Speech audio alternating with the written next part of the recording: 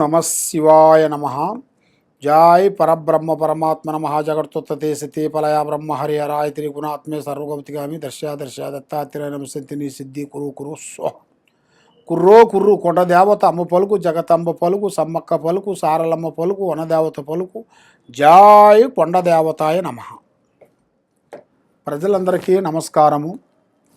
2026 మార్చి నెల ఈ 12 రాసులకి స్థితిగతులు ఎలా ఉన్నాయి, వీళ్ళు చేయాల్సిన కార్యక్రమాలు ఏ టైం నుంచి ఏ టైం వరకు ఏ విధంగా వెళ్తే వీళ్ళకి కలిసి వస్తుంది, మరి కొన్ని కళ్యాణాలు కూడా దగ్గరకు వచ్చి ఆగిపోవటం, కొన్ని వ్యాపార ఉద్యోగంలో కూడా కొన్ని ఇబ్బందులు కావటం, రావాల్సిన డబ్బులు చేతికి రాకోకుండా పోవటం, చేతుకుంటూ అప్పు ఇచ్చిన డబ్బులు కూడా అవి తిరిగి రాకోకుండా ఉండటం, మరి రాజకీయ విషయాల్లో కూడా అనేకమైన కొన్ని సమస్యలు కొంచెం ఎదురు కావటం, మరి వాళ్ళు చేయాల్సిన వ్యాపార ఉద్యోగ విశేషాల్లో వ్యవసాయ రంగంలో కూడా అనుకూలం లేని దానివలన మరి ఈ అన్నిట్లో ఈ 12 రాసుల్లో ఉండవలసిన వాళ్ళందరికీ ఎలా ఉంటుంది, ఎలా ఉండబోతుంది అనేది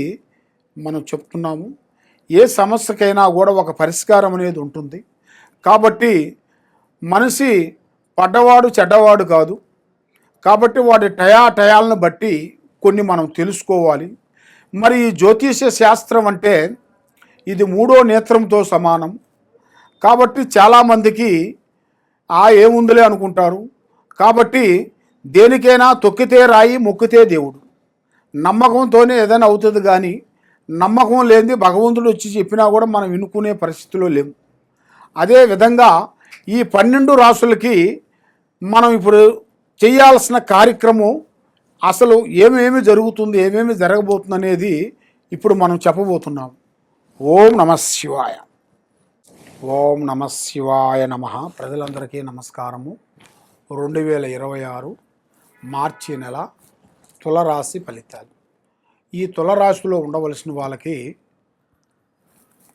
చిత్తా నక్షత్రము 3, 4 పాదములు అనగా, స్వాతి నక్షత్రము 1, 2, 3, 4 పాదములు అనగా, విశాఖ నక్షత్రము 1, 2, 3 పాదములు అనగా కలిస్తేనే తులరాశి ఫలితాలు.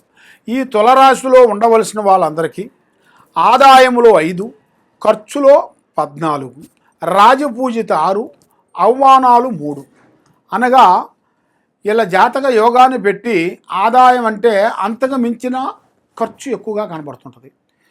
కాబట్టి వీళ్ళు ఏదైనా యథార్థంగా మాట్లాడుతుంటారు. ఏదైనా సరే ఉన్న విషయాన్ని కొబ్బరికాయ పలగొట్టినట్టుగా ఓపెన్గా మాట్లాడుతుంటారు ఏదైనా సరే.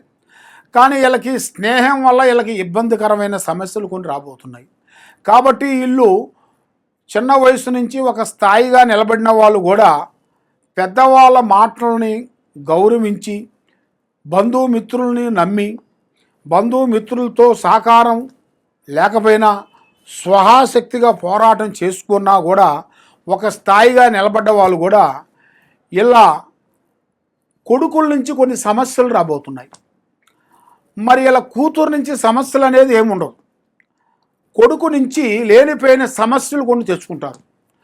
అది లేనిపోయిన దాంట్లో జోక్యం చేసుకొని చిన్న సమస్య పోయి పెద్ద సమస్య అయిపోయి దానివల్ల లైఫ్ కెరీర్లో కూడా చాలా వరకు ఇబ్బంది పాలైపోయి మనశ్శాంతి లేకోకుండా మానసికమైన ఒత్తిడితోని ఇబ్బంది పాల్పడిపోతుంటారు.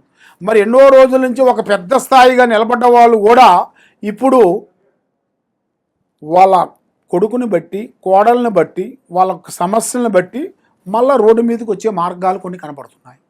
కాబట్టి కొన్ని అర్థం చేసుకొని కొన్నిటిని తగ్గాలి, కొన్నిట్లో పెరగాలి.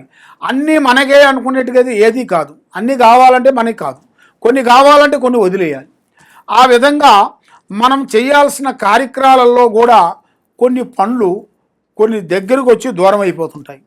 మనశ్శాంతి లేకోకుండా మానసికమైన ఒత్తిడి, లక్ష్మి నిలబడుకోకుండా ఉండటం, నమ్మిన వాళ్ళ నుంచి కొన్ని విరోధాలు, బంధుమిత్రులతో సమస్యలు, మరి ఇలా వ్యాపారంలో కానీ బిజినెస్లో కానీ ఎక్కడ పోయినా కూడా మంచిగా అభివృద్ధిగా ఉంటారు, చాలా కష్టపడతారు. కానీ ఎంత కష్టపడ్డా కూడా ప్రతిఫలం లాస్ట్లో రాగానే బ్రేక్ అయిపోతుంటారు. మరి ఎందువల్ల అంటే వీళ్ళ మీద ఉండాల్సిన శని ప్రభావం వలన.